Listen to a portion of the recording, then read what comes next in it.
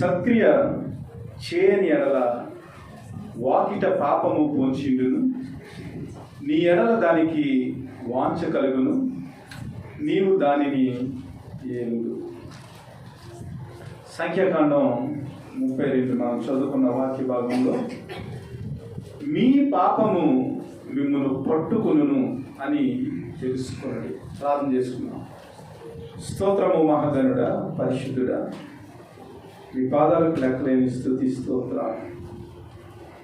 చదువుకున్న వాక్య భాగాన్ని బట్టి మీ పాదాల చెంతకు వస్తున్నాం నాయన. మేము పరిశుద్ధత లేని వారము, కానీ నీ కుమారుడైన యేసుక్రీస్తు ద్వారా మాకు పరిశుద్ధతను అనుగ్రహించారు. నీ సహవాసానికి మేము తగని వారము, కానీ క్రీస్తు యేసు ద్వారా నీతో సహవాసం కలిగి ఉండటానికి మీరు సహాయం చేశారు. అందును బట్టి ప్రభువా మీకు వందనాలు.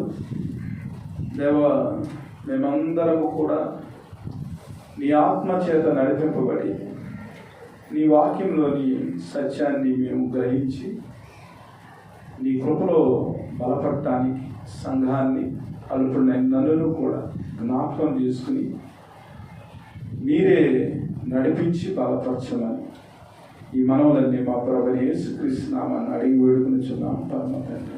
ఆమేన్. ఈరోజు పాఠం పేరు ఏమిటంటే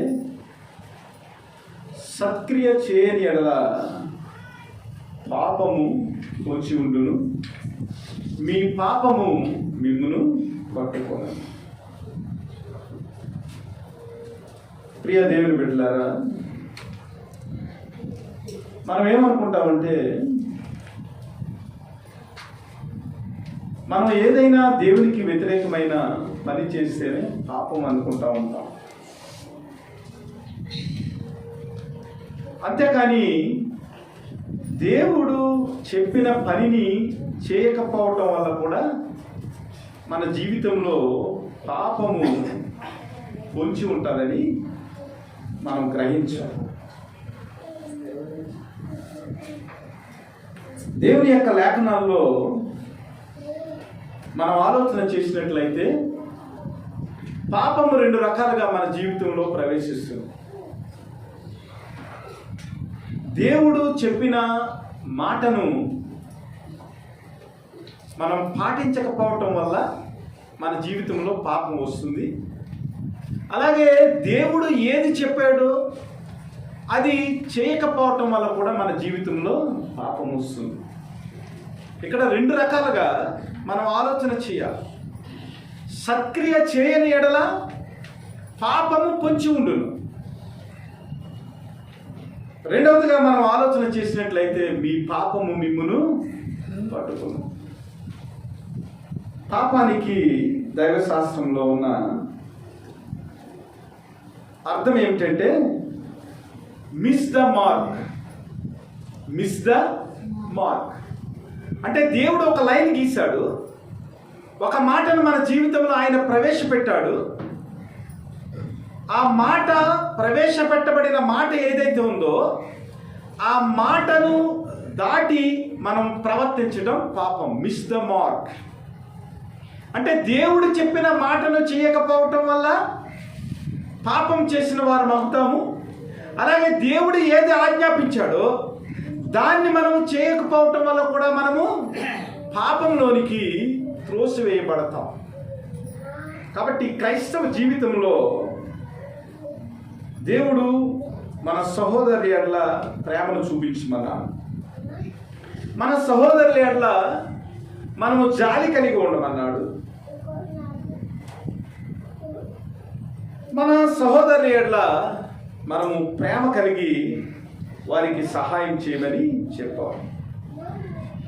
అయితే ఇశ్రాయేలు గురించి మోషే మాట్లాడుతూ 23వ వచనంలో మనం చూసినట్లయితే, మీరు అట్లు చేయని ఎడల యెహోవా దృష్టికి పాపము చేసిన వారు అగుదురు గనుక మీ పాపము మిమ్మును పట్టుకున్నని తెలుసుకొనిడి.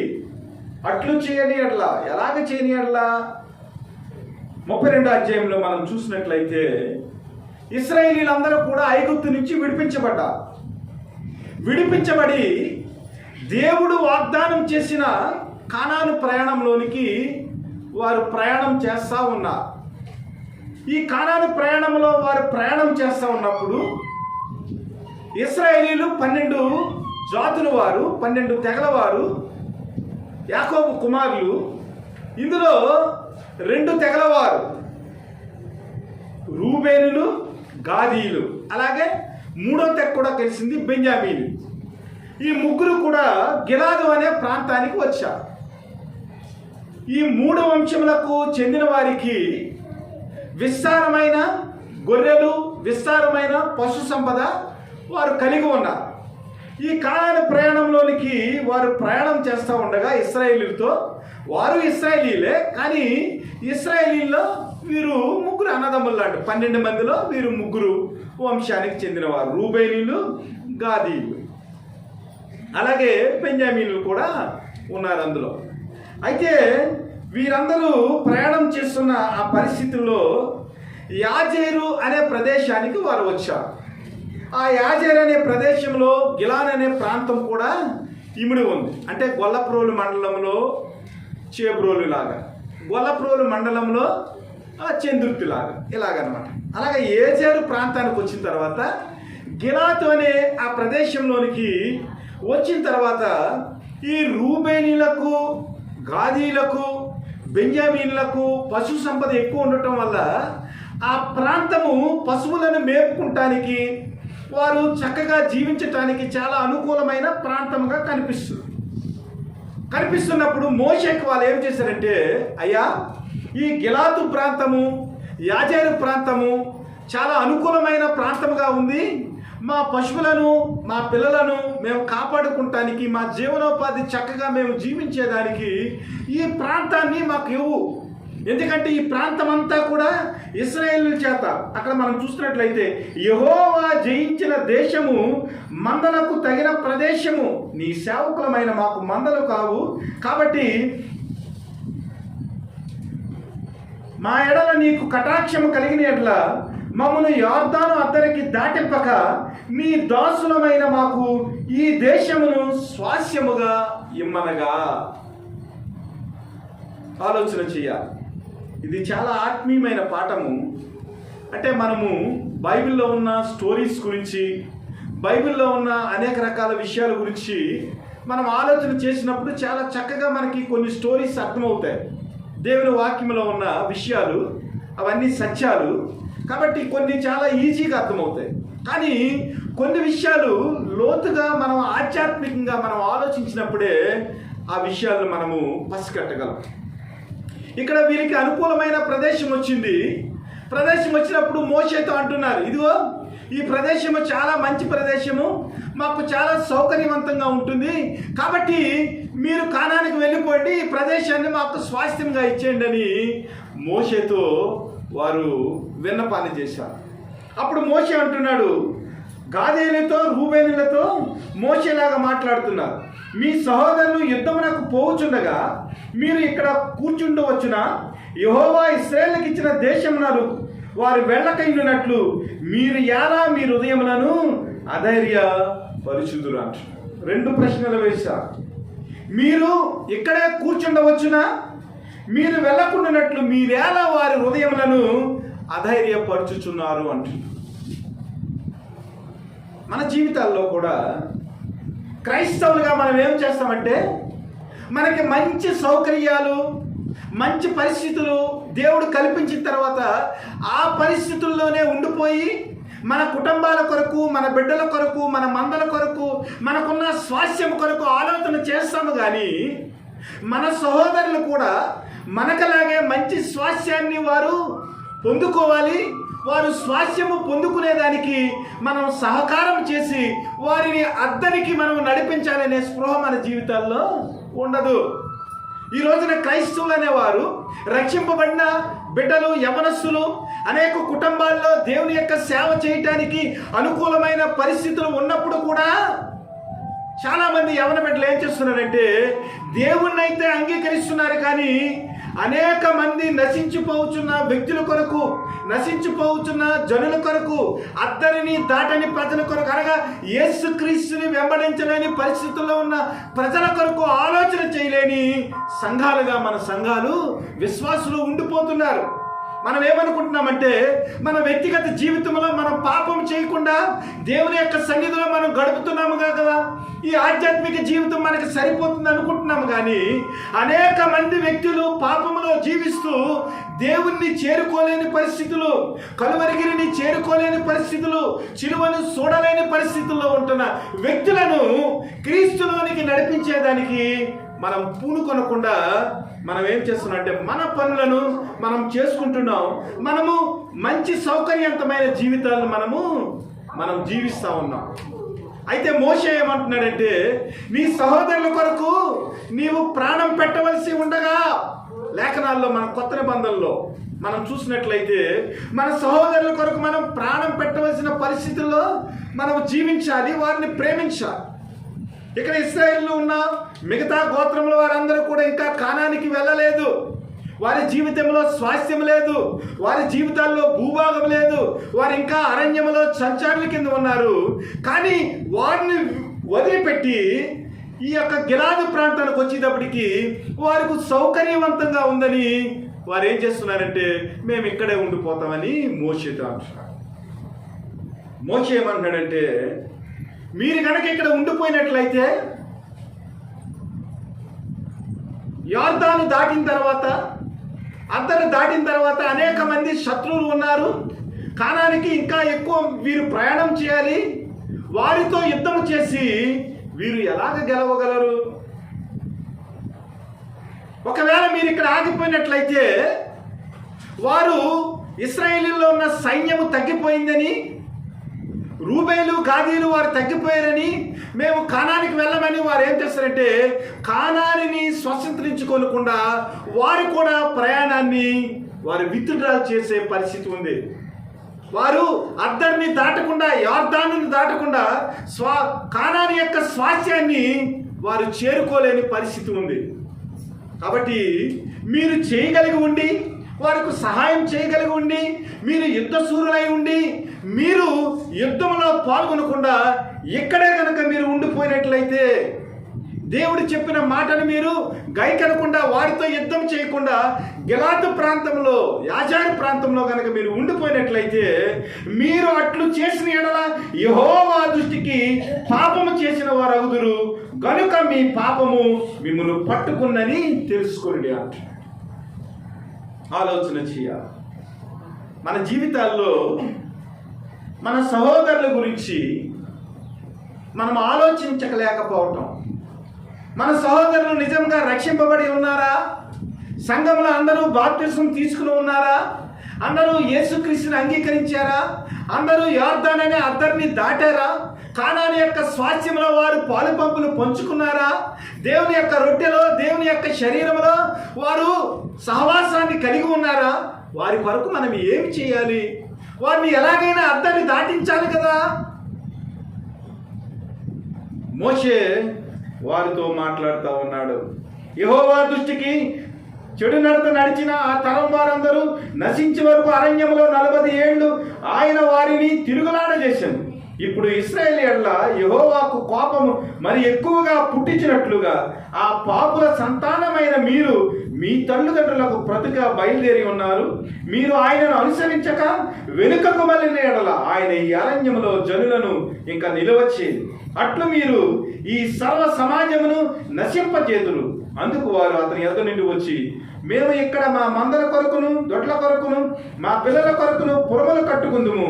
ఇశ్రాయేలీలను వారి వారి స్థలములకు చేర్చు వరకు మేము వారి ముందర యుద్ధములకు సిద్ధపడి సాగుదుము. అయితే మా పిల్లలు ఈ దేశ నివాసుల భయం చేత ప్రాకారము గల పురములలో నివసింపవలను. ఇశ్రాయేలులో ప్రతివాడును తన తన స్వాస్థ్యమును పొందు వరకు మా ఇండ్లకు తిరిగి రాము. తూర్పు దిక్కున యోర్దాను యువతల మాకు స్వాస్థ్యము దొరికిన కనుక యోర్దాను అవతల దూరముగా వారితో స్వాస్థ్యము పొందవాలి. ఆలోచన చేయాలి. మోషే వారికి ఒక వార్నింగ్ ఇచ్చాడు. ఇదిగో మీ పితరులు వెళ్ళారు, కానాని చూడటానికి వెళ్ళారు. కానాను చూడటానికి వెళ్ళిన తర్వాత కానాను చూసి, అదిగో అక్కడ నెఫీలీలు అనేవారు ఉన్నారు, చాలా బలవంతులు, కాబట్టి కానాన్ని మనం ఓడించలేము, అక్కడ ఉన్న ప్రజలను, ఆ శత్రువులు చాలా బలమైన వారని అక్కడ ఏం చేశారంటే ఇశ్రాయేలీయుల తెగలో ఉన్న ప్రతి వారిని కూడా అధైర్యపరిచారు. అప్పుడు కాలేబు, యెహోషువ, ఇదిగో దేవుడు మన పక్షంగా ఉన్నాడు కాబట్టి ఎంతటి బలవంతులనైనా మనం ఓడించగలము, కాబట్టి మీరు ధైర్యం చేసుకుని యెహోవా మన పక్షంగా ఉన్నాడు కాబట్టి మీరు కానానుకు బయలుదేరమని ప్రోత్సాహం చేసినట్టు మనం చూస్తూ ఉంటాం. ఆ పరిస్థితుల్లో ఎవరైతే దేవునికి విరోధముగా, దేవుని మీద విశ్వాసం లేకుండా ఇశ్రాయేలీయులను అధైర్యపరిచారో వారందరూ కూడా కానాను యొక్క ప్రయాణంలో నశించిన వ్యక్తులుగా, ప్రాణాలు కోల్పోయిన వ్యక్తులుగా వారు కనబడతా ఉన్నారు. కాబట్టి మన జీవితంలో సాటి విశ్వాసిని ప్రేమించటంలో, సాటి విశ్వాసికి సహాయం చేయటంలో, సాటి విశ్వాసి ఆత్మీయ స్థితిలో పడిపోతున్నప్పుడు వారిని ధైర్యపరచటంలో మనం ఏం చేయాలంటే క్రైస్తవులుగా వారిని అద్దరికి నడిపించేవారిగా, క్రీస్తులోనికి నడిపించేవారిగా, వారికి ధైర్యము ఏమాత్రము చెడిపోకుండా దేవుని యొక్క వాగ్దానాలను వారికి వినిపించి వారిని బలపరిచి క్రీస్తులో వారు స్థిరులుగా ఉండేదానికి మనం ఏం చేయాలంటే వారిని ప్రోత్సహించవలసిన వారమై ఉన్నాం. అలాగే రూబేనుల గురించి, గాదీల గురించి మోషే ఎప్పుడైతే వారిని హెచ్చరించాడో వెంటనే వారు ఏం చేశారంటే మోషే యొక్క ఆ మాటను పట్టుకుని, అయ్యా ఇదిగో మేము యుద్ధం చేస్తాం, మా సహోదరులు కానాని స్వాస్యము పొందే వరకు కూడా మేము యుద్ధానికి సిద్ధమై వారిని కానానికి నడిపిస్తామని వారు ఏం చేశారంటే యుద్ధ సన్నద్ధులై వారు ఇశ్రాయేలుతో పాటు అద్దరికి చేరి వారిని అద్దరికి చేర్పించిన తర్వాత వారు స్వాస్యములు పొందుకున్న తర్వాత మరలా తిరిగి వచ్చి వారు ఏం చేశారంటే గిలాదు ప్రదేశంలో వారు సౌకర్యవంతమైన జీవితాన్ని వారు జీవించినట్లుగా మనం చూస్తూ ఉంటాం.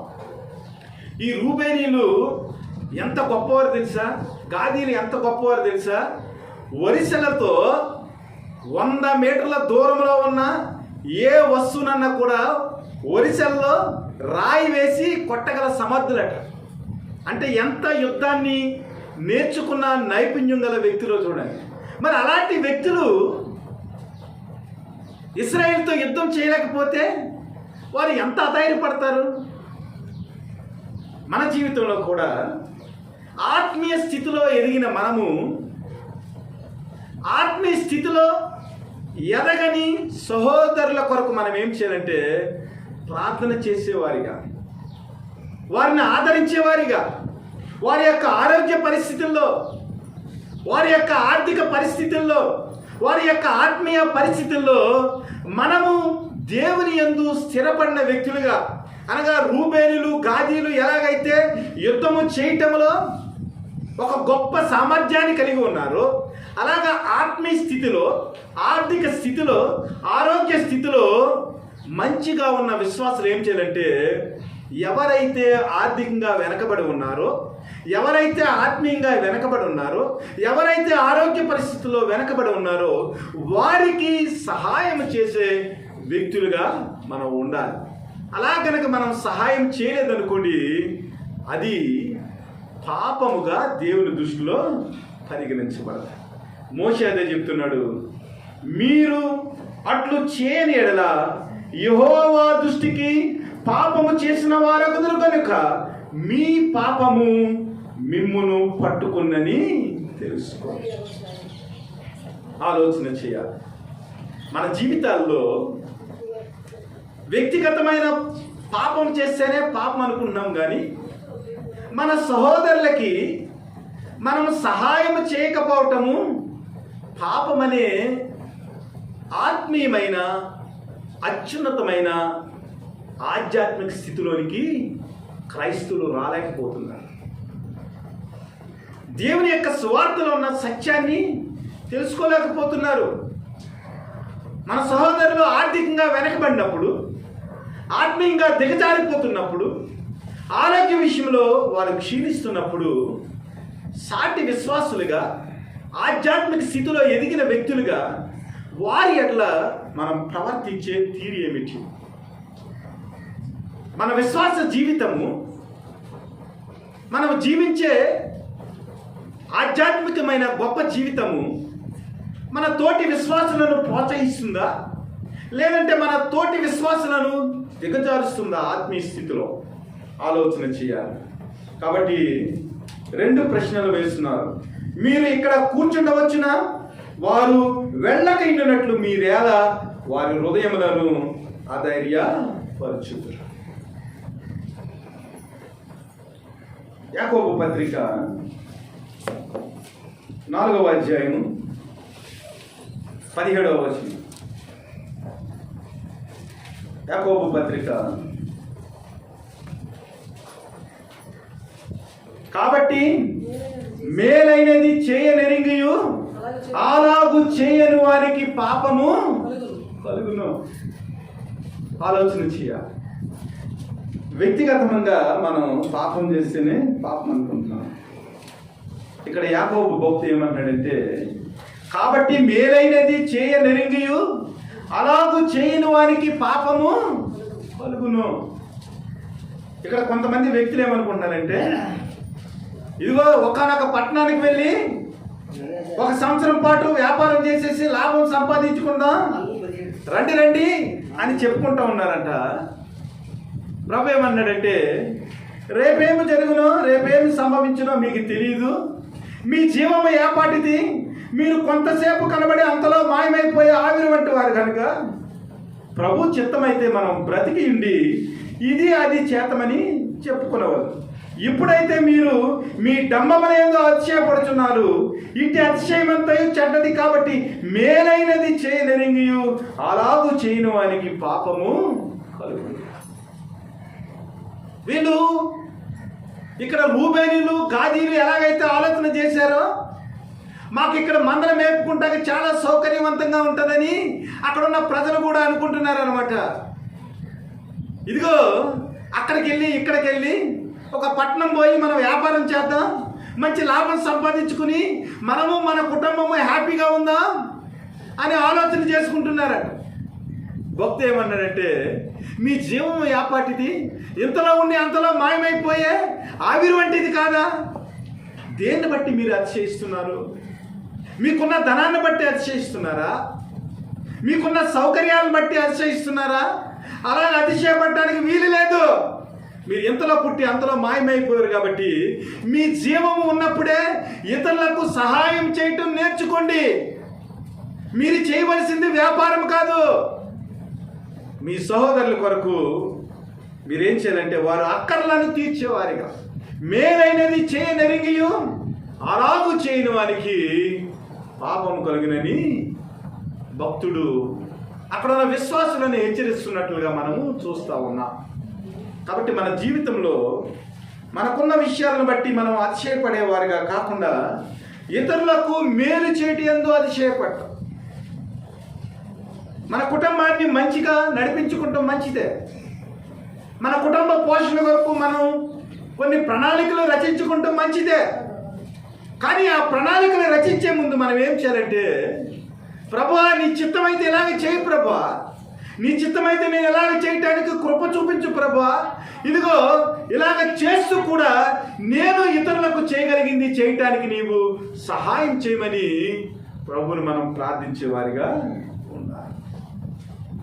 ఇదే విషయాన్ని సామెతల గ్రంథం 3వ అధ్యాయం 27వ వచనంలో కూడా దేవుడు చెబుతున్నాడు. మీరు సహాయం చేసేవారిగా, మీ సహోదరులకు మీరు మంచి చేసేవారిగా, మేలు చేసేవారిగా ఉండాలని సొలొమోను అక్కడ మాట్లాడుతున్నట్లుగా నాకు కనపడుతుంది. మేలు చేతను మీ చేతనైనప్పుడు దానికి పొందదగిన వారికి చేయకుండా ఎడతీయవద్దు అంటున్నాడు. మనల్ని ఆశించి వస్తారండి కొంతమంది. పలానా పాలరాజు గారి దగ్గరికి వెళ్తే నాకు సహాయం చేస్తాడు, ఆయన దేవుని బిడ్డ, మైకులు పగలగొట్టేస్తున్నాడు, ప్రసంగాలు చేస్తున్నాడని నమ్మి వస్తారు. నమ్మి వచ్చిన వారికి మనను దేవుని బిడ్డగా ఎంచి సహాయం చేస్తాడని నమ్మి వచ్చిన వారికి మనము సహాయం చేయకుండా మన చేతిని వెనక్కి తీసామనుకోండి, వాడి విశ్వాసం ఏమైపోతుంది? వాడు దేవుల్లో ఎలాగా విశ్వాసాన్ని పెంపొందించుకోగలడు? మీరు చేయగలిగి ఉండి ఒకవేళ చేయకపోతే అది పాపం అవుతుంది. మీరు చేయగలిగి ఉండి ఒకవేళ మీరు చేయి వెనక్కి లాక్కుంటే అది దోషముగా పరిగణించబడుతుందని దేవుడు మాట్లాడుతున్నాడు మోషే ద్వారా. మీ పాపము మిమ్మను పట్టుకొనున్నాడు. ఆదికాండం 4వ అధ్యాయం. ఆదికాండం 4వ అధ్యాయం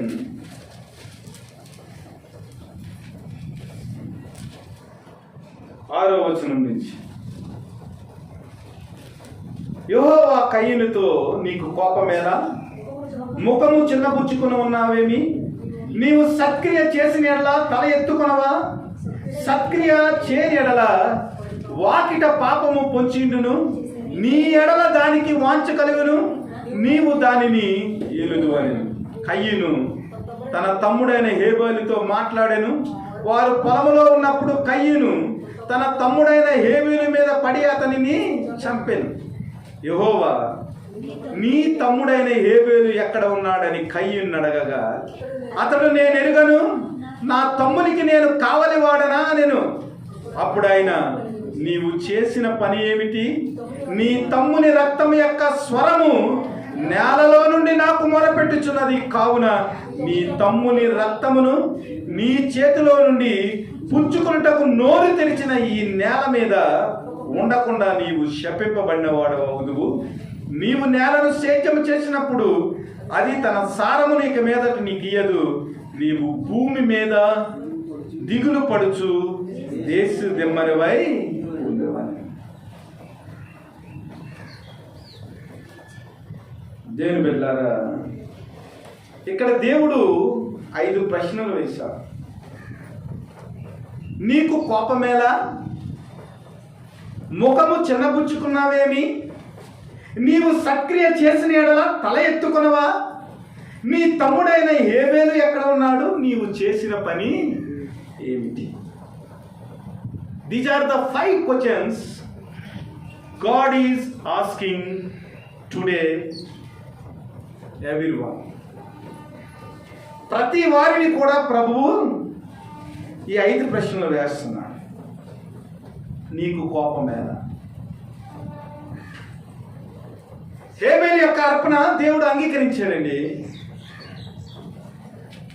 హేబేలు ఆత్మీయమైన స్థితిలో ఎదిగినవాడు.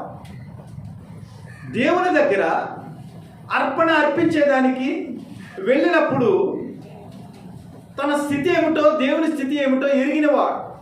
ఇదిగో నేను పాపిని కాబట్టి నా పాపాన్ని పోగొట్టుకుంటానికి రక్తాన్ని చిందించాలి.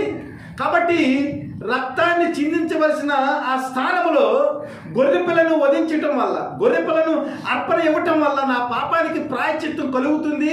నేను పాపినని గ్రహించి ఏం చేశాడంటే, ఒక పాపిగా దేవుని యొక్క పరిశుద్ధతను తన జీవితంలో పొందుకునేదానికి, తన పాపాన్ని పోగొట్టుకునేదానికి శుద్ధమైన పరిశుద్ధమైన గొర్రెపిల్లను ప్రభువుకి అర్పణ చేశాడు. కయ్యని జీవితాన్ని గురించి మనం ఆలోచన చేసినట్లయితే, వాడు దుష్టుడు, వాడు దోషి, వాడు నరహంతకుడు. కాబట్టి వాడి జీవితంలో అతిశయం ఉంది, వాడి జీవితంలో గర్వం ఉంది. కాబట్టి దేవుని దగ్గర పాపాన్ని ఒప్పుకోకుండా వాడికి ఏదో కలిగింది ఇవ్వటానికి ప్రభు దగ్గర ప్రయత్నం చేశాడు. అయితే ప్రభు ఏం చేశాడంటే, హేబేలు యొక్క అర్పణ ఆయన అంగీకరించాడు, కయ్యని యొక్క అర్పణ తోసిపుచ్చాడు. ఎందుకంటే వాడి యొక్క మనస్సు మంచిది కాదు. వాడు దుష్ట తలంపుతో దేవుని యొక్క భయం లేకుండా వాడు ఇష్టం వచ్చినట్లు ఏదో దేవునికి అర్పించాలి కాబట్టి, దేవుడు ఇచ్చాడు కాబట్టి ఇవ్వాలన్నట్లుగా అర్పణ తెచ్చాడు. దేవుడు అర్పణ అంగీకరించలేదండి. అంగీకరించలేనప్పుడు దేవుణ్ణి అడగాలి, ప్రభా నా జీవితంలో పలానా నష్టం జరిగింది నాయన, ఈ నష్టం జరగటానికి కారణం ఏమిటి? ప్రభు పాదాల దగ్గర మనం ప్రార్థన చేసినప్పుడు ప్రభువు సహాయం చేసే దేవుడిగా ఉన్నాడు. మన కుటుంబ పరిస్థితుల్లో, మన బాధల్లో, మన వ్యధల్లో ప్రభువుని అడిగేవాడిగా ఉండాలి. దేవుడు కీర్తనలో మాట్లాడుతూ అంటాడు, ఇదిగో ఒకవేళ నీ శత్రువు అయినా కూడా నీకంటా బాగా ఉన్నాడు అనుకోండి, వాడిని చూసి నీవు మచ్చన పడకన్నాడు. మరి తన తమ్ముడైన హేబేలు యొక్క దేవుని అర్పణ, దేవుడు తన అర్పణను అంగీకరించినప్పుడు కయ్యను తన బుద్ధిని మార్చుకుని మరలా సరిదిద్దుకుని దేవుణ్ణి ప్రార్థించేవాడిగా, దేవునికి ప్రియమైన బిడ్డగా నడుచుకునేదానికి ప్రయత్నం చేయాలి. కానీ ఆశీర్వదింపబడిన తన తమ్ముడైన హేబేలు మీద కోపం ఉంచుకున్నాడు, ముఖాన్ని చిన్నబుచ్చుకున్నాడు. ఆ కోపము, ముఖము చిన్నబుచ్చుకోవటము ఆఖరికి ఏమైందంటే దుష్క్రియ చేసేదానికి సాతాను కయ్యూన్ని వాడుకున్నాడు. మన జీవితంలో కూడా ఇక్కడ వాక్యాన్ని కనుక మనం ఆలోచన చేసినట్లయితే, సత్క్రియ చేయని ఎడల పాపము పొంచి ఉండును. ఆలోచన చేయండి. మన జీవితంలో దేవుని యొక్క బిడ్డలుగా, క్రైస్తవులుగా మంచి క్రియలు ఎందుకు చేయాలంటే, నీవు మంచి క్రియలు చేయకపోతే, నీ సహోదరుని గురించి నువ్వు ఆలోచించకపోతే, ఈ సమాజం గురించి నువ్వు ఆలోచన చేయకుండా నీవు సుఖంగా సౌకర్యంగా ఉండాలని నీవు గనక శబ్దతగా ఉన్నట్లయితే, మంచి క్రియ చేయకుండా నీవు అలా ఉన్నట్లయితే ఏమవుతుందంటే, పాపము మంచి క్రియ చేయని వారి ఎడల అది పొంచి ఉంటున్నారు. అంటే మంచి క్రియ నువ్వు చేయటం లేదంటే నిన్ను దుష్క్రియలోనికి నడిపించడానికి పాపం ఏం చేస్తుంది, నీ పక్కనే ఉంటుంది. దేవుని వాక్యాన్ని చదువుకోవాలి, ప్రార్థన చేసుకోవాలి, సహవాసంలో శుక్రవారం ప్రార్థనకి రావాలి, బైబిల్ స్టడీకి రావాలి.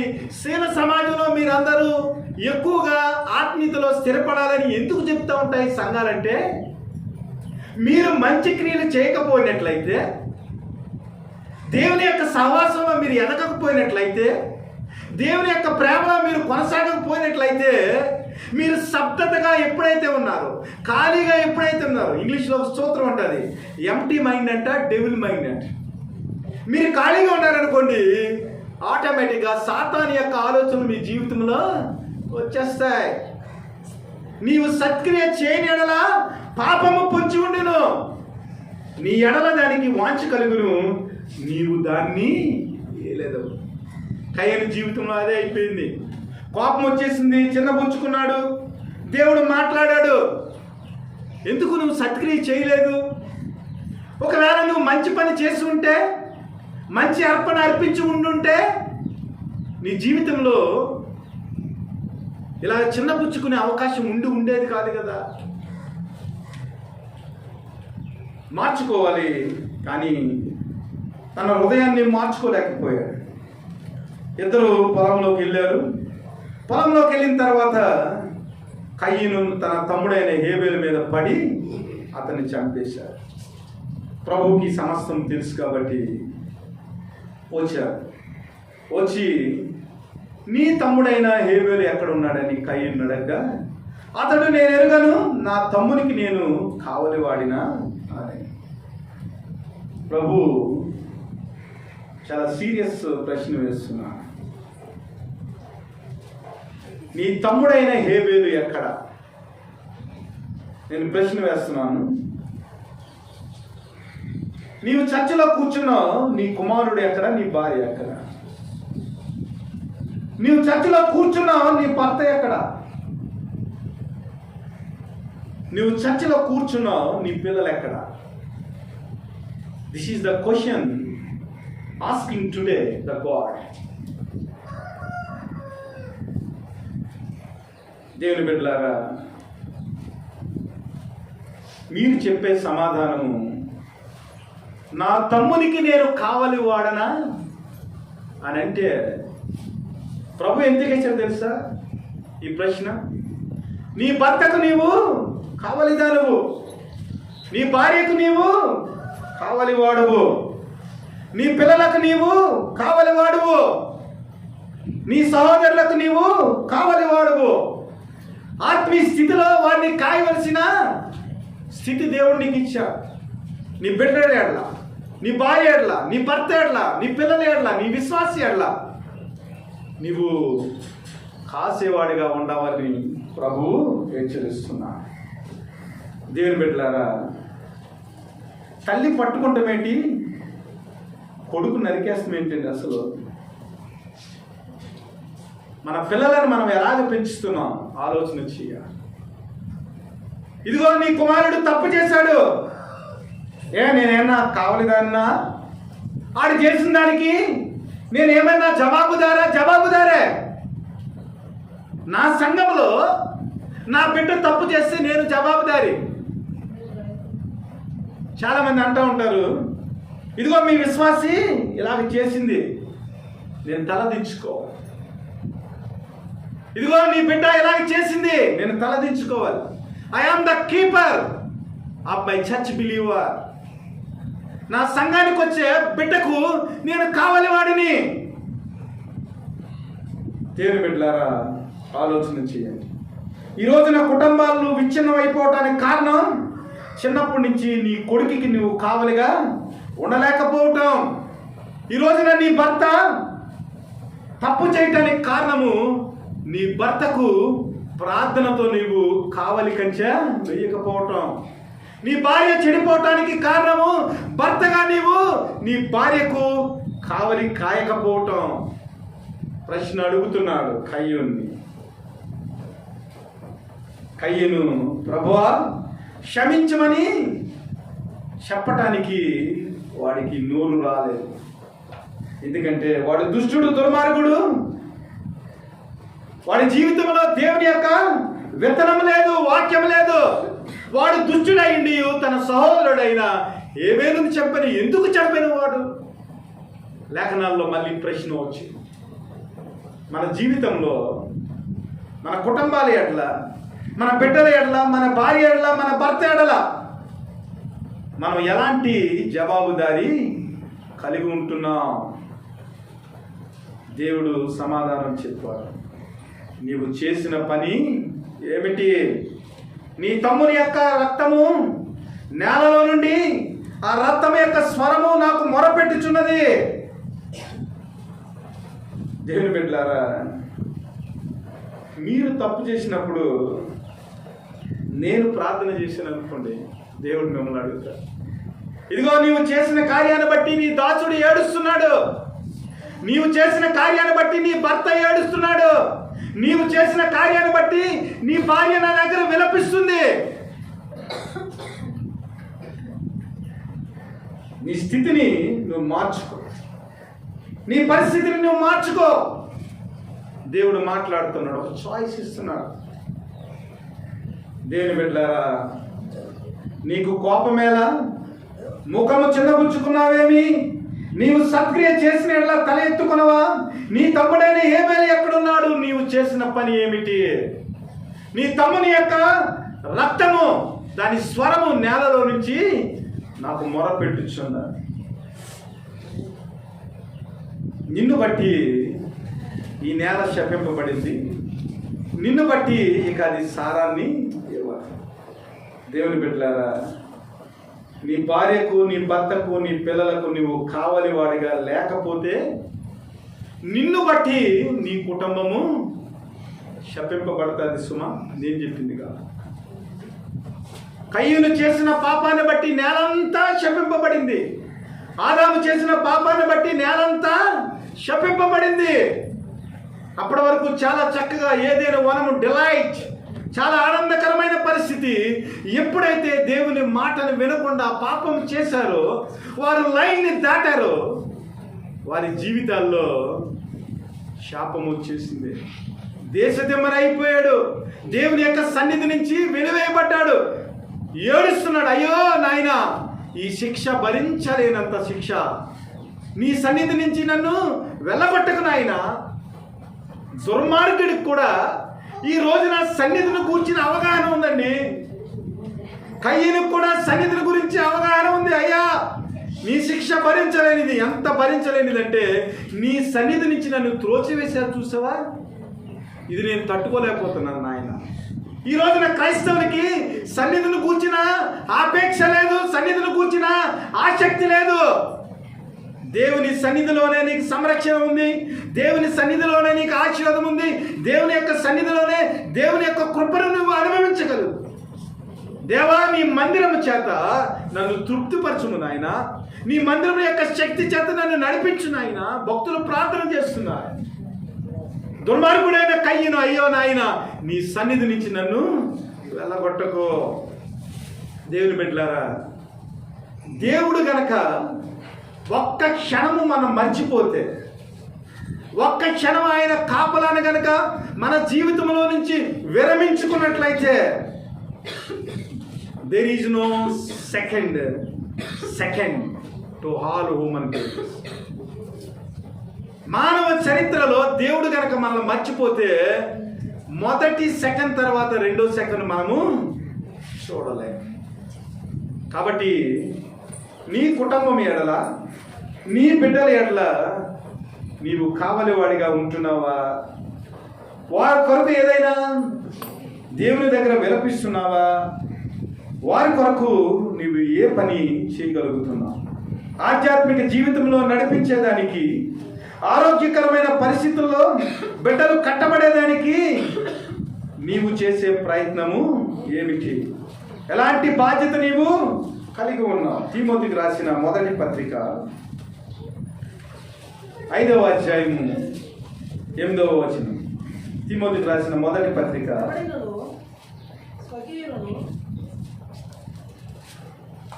5వ అధ్యాయము 8వ. రైట్. ఎవడైనను స్వకీయులను విశేషముగా తన ఇంటి వారిని సంరక్షింపకపోయిన యెడల వాడు విశ్వాస త్యాగము చేసిన వాడై అవిశ్వాసి కన్నా చెడ్డవాడై ఉండును. ఆలోచన చేయండి. ఎవడైనను స్వకీయులను అనగా నీ ఇంటి వారిని కనుక నీవు మర్చిపోయినట్లయితే, నీ ఇంటి వారిని గురించి నీవు ప్రార్థన చేయకపోయినట్లయితే, నీ ఇంటి వారిని గురించి నీవు దేవుని యొక్క విషయాల్లో, ఆధ్యాత్మిక విషయాల్లో అశ్రద్ధ చేసినట్లయితే, విశేషముగా తన ఇంటి వారిని సంరక్షింపకపోయిన యెడల వాడు విశ్వాస త్యాగము చేసిన వాడై అవిశ్వాసి కన్నా చెడ్డవాడై ఉండును. ఎందుకు? బిడ్డలందరూ కలిసి కుటుంబాలుగా సన్నిధికి రావాలి, కుటుంబంలో ఉన్న ప్రతి వ్యక్తి కూడా రక్షింపబడాలని ఎందుకు మేము చెప్తున్నామంటే, అది మా బాధ్యత. నీ కుటుంబం ఎట్లా నీవు బాధ్యత కలిగి లేకుండా వారిని కనుక సంరక్షించకపోయినట్లయితే నీవు విశ్వాస త్యాగం చేసిన వాడిగా అవిశ్వాసి కంటే కూడా నీవు చెడ్డవాడిగా మిగిలిపోతావు, పాపం చేసిన వాడిగా మిగిలిపోతావు. ఆలోచన చేయి. జైలు అధికారి పౌలు శీలల దగ్గరకు వచ్చి, అయ్యా, నేను రక్షింపబడటానికి నేను ఏమి చేయాలయ్యా? ఇంటి వారిని అందరినీ తీసుకొచ్చాడు. పౌలు శీలల యొక్క పాదాల దగ్గర వారిని కూర్చోబెట్టి వారికి వాక్యం చెప్పిన తర్వాత వారి జీవితంలో మారు మనసు పొంది వారందరూ కూడా బాప్తిసం పొందిన వారిగా ఉన్నారు. అపోస్తుల కార్యములో మనం చూసినట్లయితే నికోదేము పేతురు వచ్చినప్పుడు తన ఇంటి వారందరినీ కూడా కూర్చోబెట్టి దేవుని యొక్క వాక్యాన్ని చెప్పించి వారందరూ కూడా రక్షణ పొందిన వ్యక్తులుగా ఉన్నారు. నీ ఇంటి వారి విషయంలో నీ యొక్క కావలి ఎంతవరకు ఉంది? నీ ఇంటి వారిని రక్షించడానికి నీవు ఎలాంటి ప్రణాళికలు రచించుచున్నావు? దేవుడు అడుగుతున్నాడు. నీ బిడ్డ ఎక్కడ? నీ భార్య ఎక్కడ? నీ తమ్ముడు ఎక్కడ? నీ కూతురు ఎక్కడ? Where is your brother? దేవుడు ప్రశ్న వేస్తున్నాడు. ఒకవేళ నీవు గనక నీ కుటుంబాన్ని విశ్వాస జీవితంలో నీవు నడిపించకపోయినట్లయితే, నువ్వు వదిలిపెట్టినట్లయితే దేవుడు నిన్ను లెక్క అడుగుతాడు. రూబేలు గాదీలను అడిగినట్టు నిన్ను లెక్క అడుగుతాడు. మీరు చేయగలిగి ఉండి మీరు చేయకపోతే మీ పాపము మిమ్మలను పట్టుకోదు. దేవుని బిడ్డలారా, ఆలోచన చేయండి. మొదటి సమూయేలు గ్రంథము 12వ అధ్యాయము 23వ వచనం. మొదటి సమూయేలు గ్రంథము 12వ అధ్యాయం 23వ వచనం.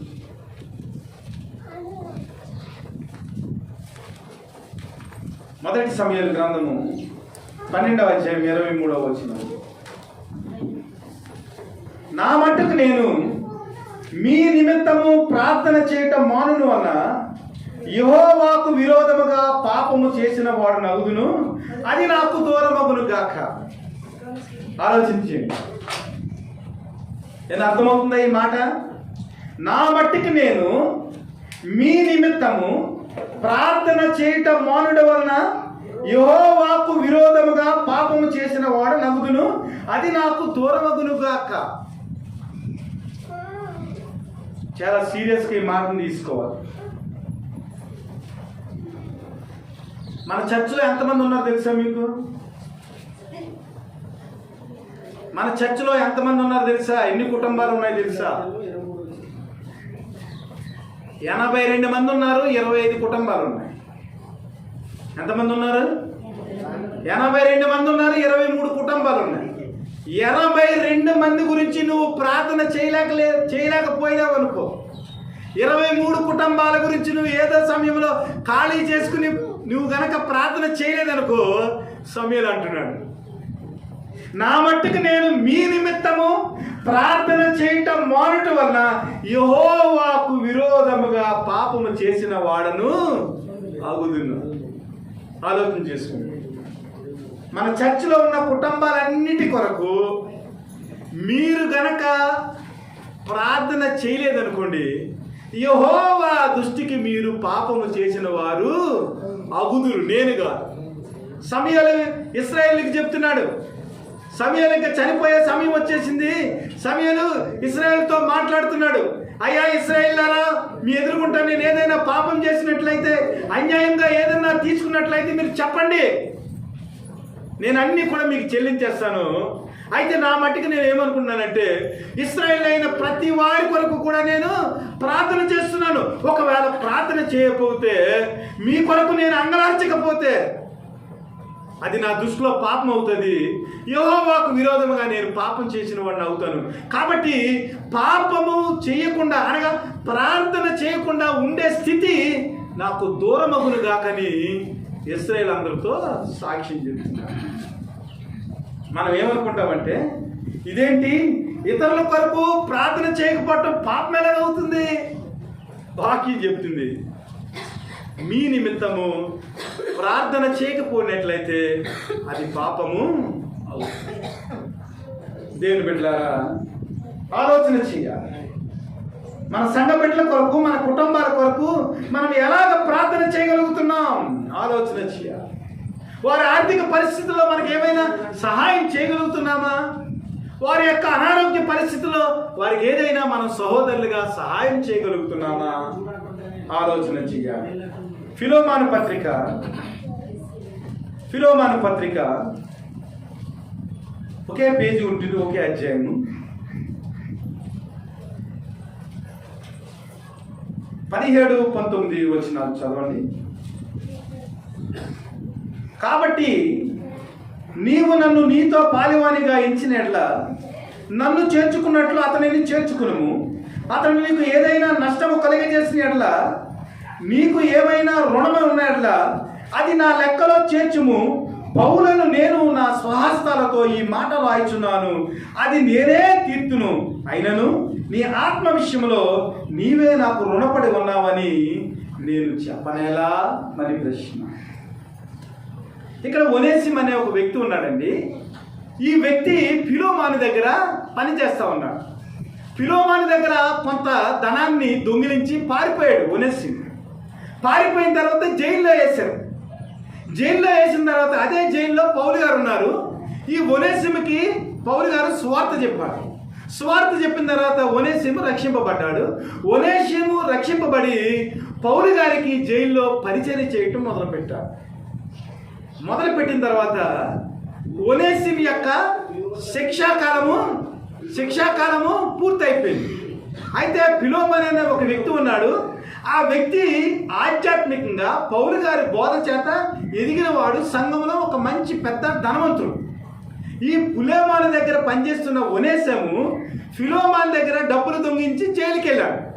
కానీ పౌలు గారు ఏమంటున్నాడంటే, ఫిలోమోనుకి పత్రిక రాస్తూ, ఇదిగో ఒనేసిము నీ దగ్గర అపరాధం చేసిన వాడిగా ఉన్నాడు, నీకు ఉపయోగపడలేదు కదా, కానీ ఇప్పుడైతే రక్షణ పొందాడు, నాకు పరిచయం చేసిన వ్యక్తిగా, మారు మనసు పొందిన వ్యక్తిగా నేను నీ దగ్గరకు మరలా ఒనేసిమును పంపిస్తున్నానని ఫిలోమోనుకి లేఖ రాస్తూ అంటున్నాడు, ఇదిగో నీవు ఎలాగైతే నన్ను నీకు పాలివానిగా చూసావో అలాగే నీ దగ్గర దోచుకున్న వ్యక్తి, నీ నుంచి పారిపోయిన వ్యక్తిని మరలా నీ దగ్గరికి పంపిస్తున్నాను. ఈ వ్యక్తి మారు మనసు పొందిన వ్యక్తి కాబట్టి ఈ వ్యక్తి ఒకవేళ నీకు ఏదైనా రుణం ఉందనుకో, ఆ రుణాన్ని నేను తీరుస్తున్నాను. ఇదిగో నా స్వహస్తాలతో నేను రాస్తా ఉన్నాను, నేనే ఆ వ్యక్తి యొక్క రుణాన్ని తీరుస్తాను. కాబట్టి నీ దాసుని మరలా నీ దగ్గర పంపిస్తున్నాను, ఆ దాసుని నీవు చేర్చుకుని ఆదరించమని చెప్పి పౌలు గారు మరలా ఫిలోమాని దగ్గరికే దొంగగా ఉన్న ఒనేసిమును మార్చి పంపారు. ఇది ఒక విశ్వాసి ఎడల ఆధ్యాత్మికంగా పెరిగిన వ్యక్తులుగా ఉన్న మనము ఆ విశ్వాసి ఎడల చూపించే ప్రేమ, ఆ విశ్వాసి ఎడల చూపించే దేవుని యొక్క కృపను అనుభవించటానికి మనం తీసుకున్న బాధ్యత. నిజంగా సంఘ సహోదరులుగా మనం ఇలాంటి పనులు చేస్తామా? మన సంఘంలో ఎవరన్నా తెలుసో తెలియకో ఒక 10,000 అప్పు చేశారండి, వాళ్ళ జైలుకి తీసుకుపోతున్నారండి. సంఘం అంతా కలిసి, అయ్యా మా సంఘ బిడ్డ తెలుసో తెలియకో అప్పు చేసింది, ఇదిగో ఆ నోటు మీద నేను కూడా సంతకం పెడుతున్నాను, ఆ అప్పు నేనే తీరుస్తాను, నా సంఘ బిడ్డను మీరు దయచేసి జైలుకి వెళ్లకుండా కాపాడమని వారి పక్షముగా మనము విజ్ఞాపన చేసే ఆత్మీయ స్థితిలోనికి మనం ఎదిగేమా? ఆ విశ్వాసి ఎడల మనకున్న బాధ్యత ఏమిటి? మారు మనసు పొందాడండి ఒనేసిము. మారు మనసు పొందిన వ్యక్తి గురించి పౌలు గారు రాస్తున్న లేఖ ఇది. ఇదిగో ఏదైనా అప్పు ఉంటే ఆ అప్పుని నేనే తీరుస్తాను, నేనే బాధ్యత వహిస్తాను. ఈరోజు నా లోకం ఎలా ఉందంటే, తన కొడుకు అప్పు చేస్తే తండ్రిది బాధ్యత వహించని పరిస్థితి. ఆడు అప్పు చేశాడా, ఆడు అప్పు చేస్తే నాకు సంబంధం ఏమిటి, నేను ఎలాగ తీరుస్తాను కదా?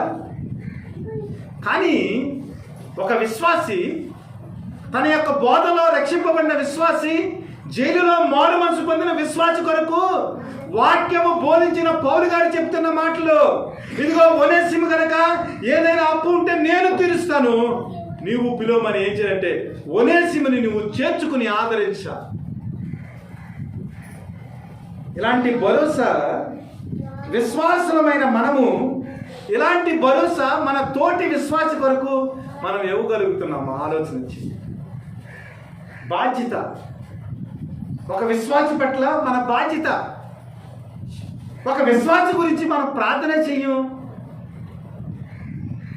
మన కుటుంబంలో మన సండే స్కూల్ బిడ్డలు ఎంతమంది ఉన్నారో మనకు తెలియదు, వారి గురించి ప్రార్థన చేయం. వారి అప్పుల గురించి మనం మాట్లాడతామండి. అసలు పౌలు గారు అలా కాదు, కానీ ఇదిగో నేనే తీర్చునని ఒప్పుకొని ఒనేసిము యొక్క జీవితాన్ని ఫిలోమాని దగ్గర భద్రముగా, ఆధ్యాత్మిక జీవితంలో భద్రముగా గడిపేదానికి ఒక మార్గాన్ని ఏర్పరిచాడు పౌలు.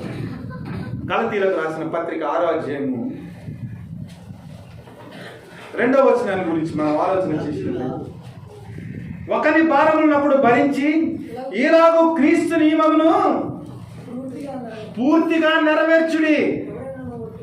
ఎవడైనను వట్టివాడైంది తాను ఎన్నికైన వాడని ఎంచుకునేట్లా తన్ను తానే మోసపరుచుకును. ప్రతి వాడును తాను చేయి పని పరీక్షించి చూచుకునవలను, అప్పుడు ఇతరుల బట్టి కాక తనను బట్టి అతనికి అతిశయం కలుగును. ప్రతి వాడును తన బరువును తానే భరించవలను కదా. 10వ వచనంలోకి వస్తున్నట్లయితే, కాబట్టి మనకు సమయము దొరికిన కొలది అందరి ఎడలను విశేషముగా విశ్వాస గృహమునకు చేరిన వారి ఎడలను మేలు చేయదు అంటున్నాడు. ఆధ్యాత్మికంగా ఎదుగుటమంటే ఇది. ఒకని భారములు ఒకరు భరించుడి, ఈలాగు క్రీస్తు నియమమును పూర్తిగా నెరవేర్చుడి. The law of Christ. క్రీస్తు యొక్క నియమం ఏమిటంటే, ఒకని భారములు ఒకరు భరించేవారిగా ఉండాలి. మరి ముఖ్యముగా విశ్వాస గృహమునకు చేరిన వారి ఎడల మేలు చేయటానికి మనం ఏం చేయాలంట? ఒకరినొకరు ప్రోత్సహించుకోవాలంట. విశేషముగా విశ్వాస గృహమునకు చేరిన వారిని ఎట్లా మేలు చేయడం అంటున్నాడు. నిజంగా మేలు చేసేవారిగా మనం ఉంటున్నామా? ఇతరులను కనికరించేవారిగా ఉంటున్నామా? మన తోటి విశ్వాస యొక్క భారాన్ని మోసేవారిగా ఉంటున్నామా? ఇది క్రీస్తు యొక్క నియమం అని మనకేమైనా అర్థమవుతుందా? కలువరిగిరిలో ప్రభువైన యేసుక్రీస్తు వారు ఎందుకు సిలువను మోసాడు?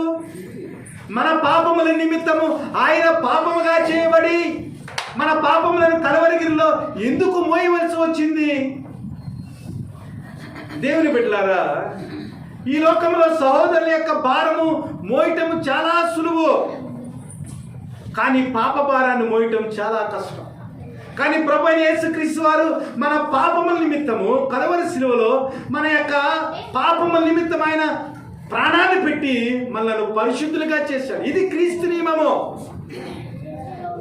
ఈ క్రీస్తు నియమానికి కట్టుబడిన వారముగా, ఈ క్రీస్తులో మన మనులను సాగించే వారముగా మనమేం చేయాలంటే ఒకరి భారములు ఒకరు మోసేవారిగా ఆధ్యాత్మిక స్థితిలో మనము మన జీవితాన్ని పెంపొందించుకోవాలి.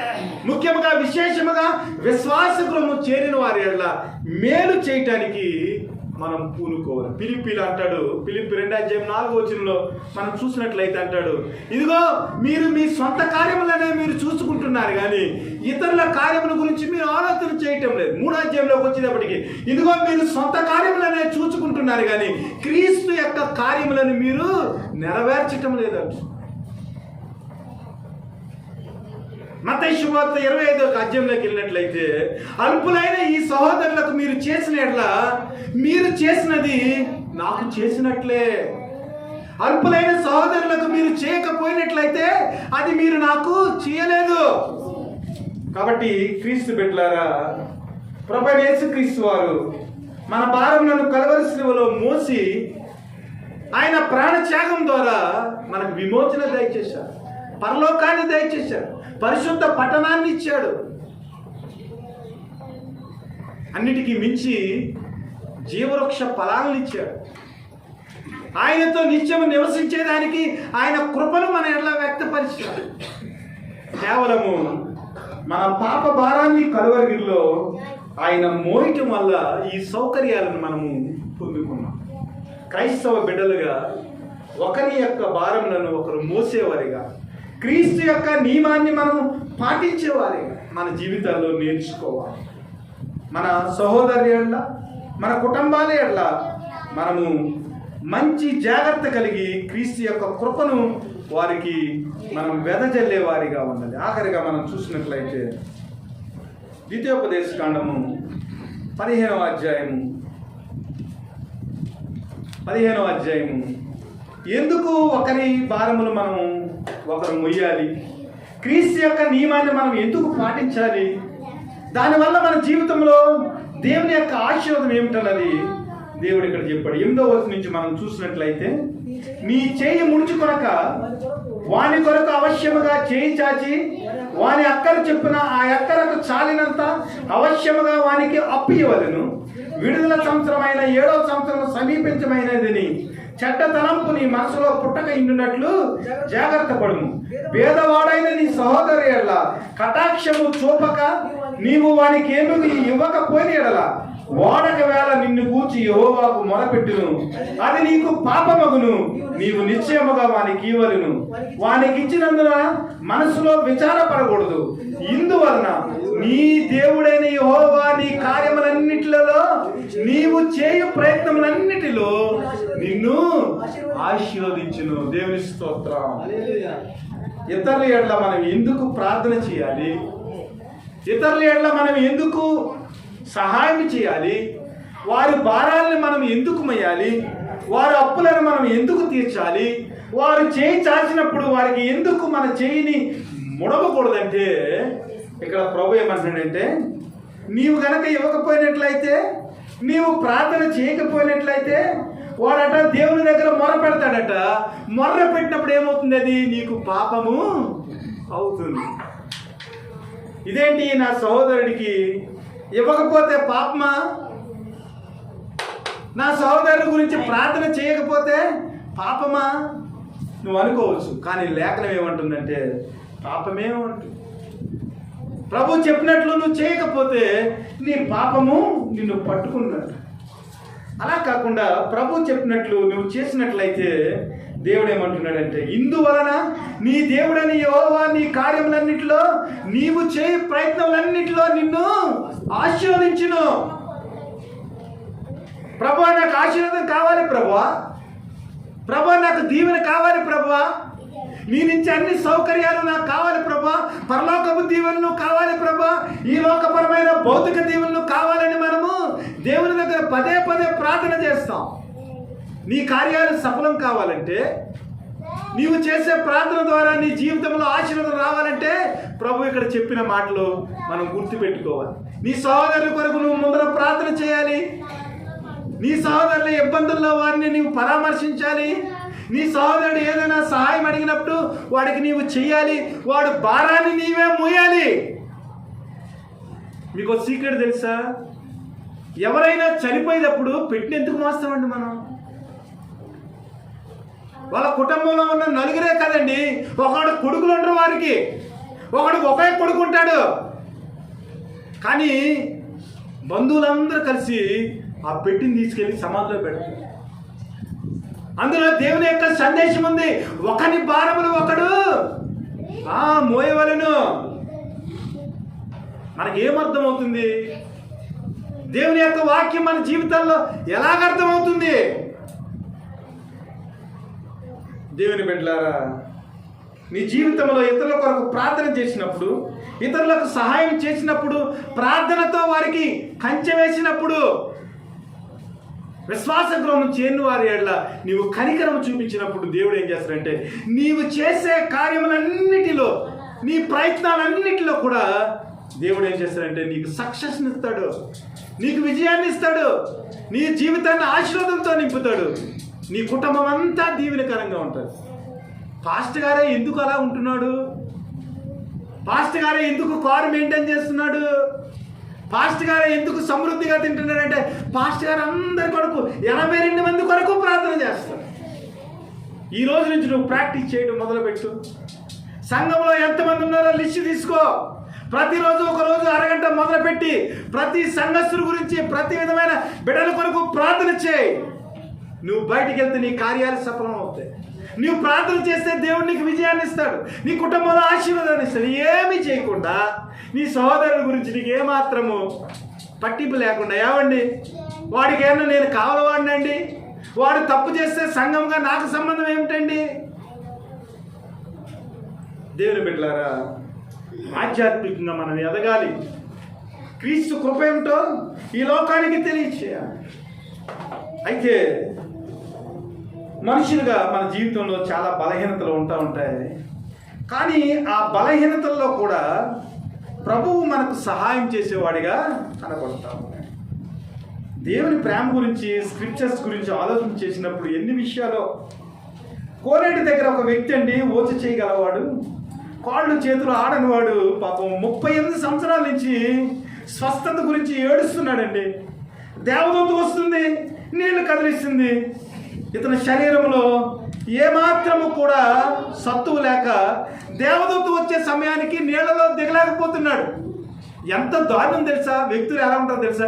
38 సంవత్సరాల నుంచి బెతస్దా కోనేరు దగ్గర ఆ వ్యక్తి ఉంటే, ఏదైనా వ్యక్తి దేవదూత వచ్చినప్పుడు ఈ వ్యక్తిని నీటిలో దింపుంటే మొదటి సంవత్సరంలోనే ఆ వ్యక్తికి స్వస్థత వచ్చేది కదా. నిజంగా అన్యాయాలు చేసే బిడ్డల గురించి, దుర్మార్గంగా ప్రవర్తించే బిడ్డల గురించి, జ్ఞానం లేని బిడ్డల గురించి నీవు ప్రార్థన చేసి ఉంటే ఆ వ్యక్తి ఆ తప్పు చేయకుండా ఉండేవాడు కదా. ఆలోచన చేయండి.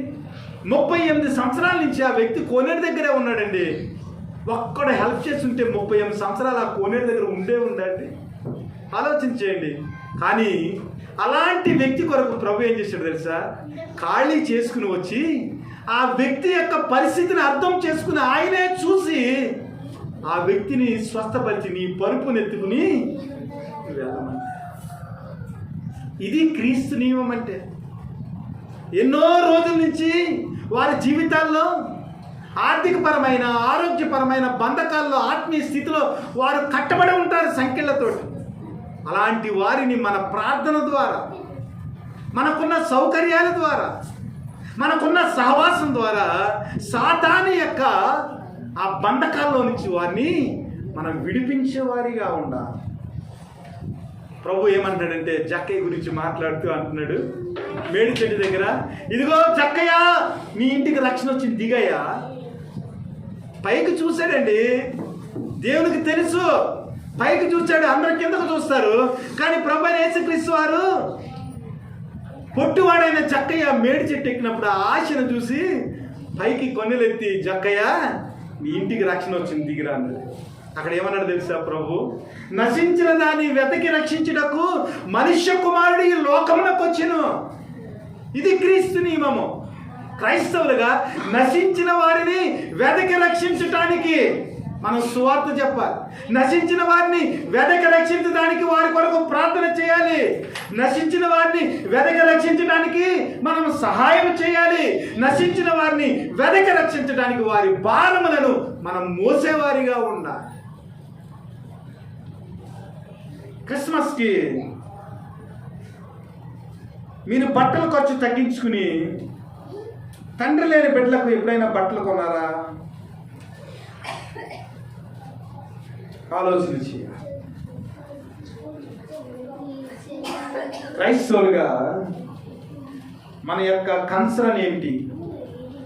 ఈ సొసైటీకి మనం ఇచ్చే సందేశం ఏమిటి? వారి ఎడల మనం ఎలాంటి బాధ్యత కలిగి ఉన్నాం?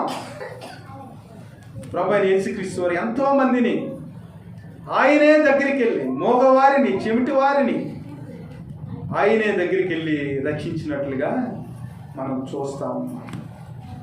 మంచి సమరయుడు అండి, మంచి సమరయుడు. కొట్టేశారు, రోడ్డు పక్కన పడిచేశారు. ఒక అధికారి వచ్చాడు, చూసి వెళ్ళిపోయాడు. ఒక పాస్టర్ గారు వచ్చాడు, చూసి వెళ్ళిపోయాడు. సమాజంలో గుర్తింపు లేని మంచి సమరయుడు వచ్చి ఆ వ్యక్తి దగ్గరికి వెళ్ళి గాయాలను కట్టి పూట కోళ్ళ ఇంటి దగ్గర చేర్చి ఆయనకు భోజనం పెట్టండి, మరలా నేను వచ్చినప్పుడు నీవు చేసిన దానికి నేను ప్రతిఫలాన్ని ఇస్తానని అన్నాడు. దేవుని బిడ్డలారా, రోడ్డు పక్కన పడిన వ్యక్తులు, గాయాలు పాలైన వ్యక్తులు, మనసుల్లో బాధపడిన వ్యక్తులు, మనసు నిండా గాయాలు పొందిన వ్యక్తులు ఈ లోకంలో ఎంతోమంది ఉన్నారు. క్రైస్తవ విశ్వాసులుగా, క్రీస్తుని అంగీకరించిన వారిగా, క్రీస్తు మనసు కలిగిన వారిగా, క్రీస్తు మనసును ధరించుకున్న వారిగా, క్రీస్తు నియమాన్ని పాటించేవారిగా రోడ్డు పక్కన దిక్కుతోచని వ్యక్తులకు మనం సహాయం చేయగలుగుతున్నామా? మంచి సమరయుడు గాయములను కట్టి విశ్వాస గృహానికి చేర్చి మరలా తిరిగి వచ్చినప్పుడు నీకు నేను బహుమతి ఇస్తానని చెప్పి. దేవుని బిడ్డలారా, వాక్యం అర్థమైతే మన జీవితాల్లో సక్రియ చేయకుండా మనం ఉండలేము. వాక్యం అర్థమైతే ఇతరుల గురించి పట్టించుకోకుండా మనం ఉండలేము. వాక్యం అర్థమైతే ఇతరుల గురించి ప్రార్థన చేయకుండా మనం ఉండలేము. వాక్యం అర్థమైతే నశించిన వారిని వెతికి రక్షించడానికి, సువార్త చెప్పడానికి మన కాళ్ళు నిలబడవంతే. నశించున్న వ్యక్తుల కొరకు మనకేమాత్రం కూడా అవగాహన లేక, క్రీస్తు యొక్క నియమం మనకు అర్థం కాక మనం ఏం చేస్తున్నామంటే మన కుటుంబాలను, మన బిడ్డలనే మనం బయట వదిలేస్తున్నాం. పురుగుల గురించి మనము ఆలోచన చేయగలుగుతున్నాం? ఆలోచన చేయాలి. ఆయనే మనకు వచ్చాడు, పరలోకం నుంచి దిగి వచ్చాడు, శరీరధారిగా మానవుని యొక్క శరీరాన్ని ధరించుకుని కలవరి శిలువలో మన కొరకు ప్రాణాలు ఇవ్వటానికి, నశించిన దాన్ని వెదకి రక్షించడానికి, తప్పిపోయిన గొర్రెపిల్లను విశ్వాస గృహంలో చేర్చడానికి ప్రభు వచ్చాడు. ఈ విషయం మనకి ఎంతవరకు అర్థమవుతుంది? ఆలోచన చేయాలి. రోమాపత్రిక 8వ అధ్యాయము 26వ వచనం, అటువలనే ఆత్మయు మన బలహీనతను చూసి సహాయం చేయుచున్నాడు. ఎలాగనగా మనము యుక్తముగా ఎలాగూ ప్రార్థన చేయవలనో మనకు తెలియదు కానీ ఉచ్చరింప సఖ్యము కాని మూర్ఖులకు ఆ ఆత్మ తానే మన పక్షముగా విజ్ఞాపన చేయుచున్నాడు. యేసుక్రీస్తు వెళ్ళిపోయాడండి. మనకు సహాయం చేసేవారు ఎవరున్నారని మనం ఆలోచన చేస్తున్నాం. ఆయన పరిశుద్ధాత్మ దేవుణ్ణి మనకు సంచకరువుగా ఇచ్చి ఉన్నాడు. మనము చేయవలసిన పనుల గురించి, మనం ఎలాగ ప్రవర్తించాలో మన బలహీనతను చూసి ఆత్మదేవుడట సహాయం చేయించున్నాడు. మనకు ఎలాగ ప్రార్థన చేయాలో తెలియదు కాబట్టి ఉచ్చరింప సఖ్యము కాని మూర్ఖులతో ఆ ఆత్మ తానే మన పక్షముగా విజ్ఞాపన చేయొచ్చు. ఇది క్రీస్తు యొక్క ప్రేమ. మన విజ్ఞాపన చేయలేదని, మన ప్రార్థన చేయటం లేదని మన బలహీనతను చూసి, నా మార్తం గురించి నేను చెప్తున్నాను, ఇంట్లోది కాబట్టి ఏమి అనుకోదు కాబట్టి. మార్తమ్మా ప్రార్థనకు వస్తున్నామంటే అయ్యగారు కాళ్ళు లాగేసి,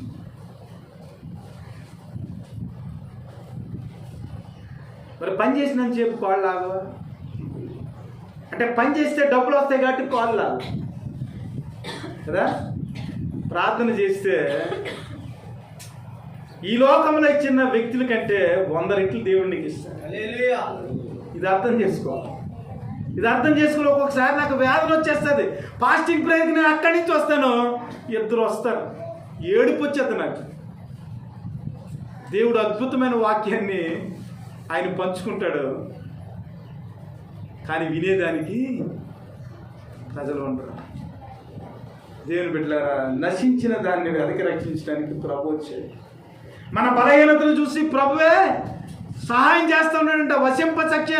వశింప సఖ్యము కానీ మూలుగులతో మన కొరకు ఆయన విజ్ఞాపన చేస్తున్నాడంట. అందువల్లే మనం ఈ రోజున సజీవులుగా ఉన్నాం. దేవుడు తన పనిని ఎప్పుడు కూడా మానివేలేదు. నీ గురించి, నీ కుటుంబం గురించి నువ్వు ప్రార్థన చేసినా చేయకపోయినా పరిశుద్ధాత్మ దేవుడు వశింప సఖ్యము కానీ మూలుగులతో ఆయన నీ కొరకు ప్రార్థన చేసి, నీ బలహీనతను చూసి ఆత్మ తానే సహాయం చేయించున్నా. నువ్వు ప్రార్థన చేసుకోకపోయినా, నీ బిడ్డల గురించి నీవు కన్సర్న్ లేకపోయినా, ఈ లోకంలో ఉన్న వ్యక్తుల గురించి నువ్వేమాత్రం భారం పంచుకోకపోయినా, దేవుడు నీ బలహీనతను చూసి వశింప సఖ్యము కాని మూర్ఖులతో పరిశుద్ధాత్మ దేవుడు నీ కొరకు ప్రార్థన చేస్తున్నాడు. ప్రార్థన చేస్తున్నాడు కాబట్టి నీ జీవితంలో మార్పు జరుగుతుంది. ఎంత గొప్ప సందేశం తెలుసా? దేవుడు ఆత్మతో ప్రార్థన చేస్తున్నప్పుడు మనకి ఏ విధమైన మేలు జరుగుతున్నాయి తెలుసా? 28వ వచనంలో మనం చూసి, ఏలైనగా దేవుని ప్రేమించు వారికి అనగా ఆయన సంకల్పం చెప్పిన పిడుగుపడిన వారికి మేలు కొనగటకై సమస్తము సమకూడి జరుగుతున్నదని ఎరుగుదుము. నీ జీవితాల్లో కార్యాలు ఎందుకు చేస్తున్నా తెలుసా? దేవుడు నీవు ప్రార్థన చేయబట్టి కాదు, పరిశుద్ధాత్మ దేవుడు వశింప సఖ్యము కాని మూర్ఖులతో నీ పక్షముగా విజ్ఞాపన చేయుచున్నాడు కాబట్టి పిలువబడిన వారికి అనగా దేవుని ప్రేమించు వారికి సమస్తము సమకూడి మేలు కలుగుటకై జరుగుచున్నాడు. నీ పనేమి లేదు. ఇది దేవుని బిడ్డలారా, మన జీవితాల్లో సత్క్రియల విషయంలో మన జీవితం ఎలా ఉంది? ఒకవేళ సత్క్రియ చేయని ఎడల పాపము పొంచి ఉంటుందని మనం జ్ఞాపకం చేసుకుని, ఆ పాపము మనలను పట్టుకుంటుందని జ్ఞాపకం చేసుకుని, ఇతరుల ఎడల బాధ్యత కలిగి, ప్రేమ కలిగి, వారి భారములను మోస్తూ, వారి కొరకు ప్రార్థిస్తూ, వారికి సహాయం చేస్తూ, అన్ని విషయాల్లో ఒకరి భారములు ఒకరు భరించి మోసి క్రీస్తు నియమాన్ని ఎరిగిన వ్యక్తులుగా మీరందరూ ఉండాలని, అట్టి కృప దేవుడు దయచేయాలని మిమ్మల్ని అందరినీ దీవిస్తూ ఈ మాటలు ముగిస్తున్నాను. Thank you.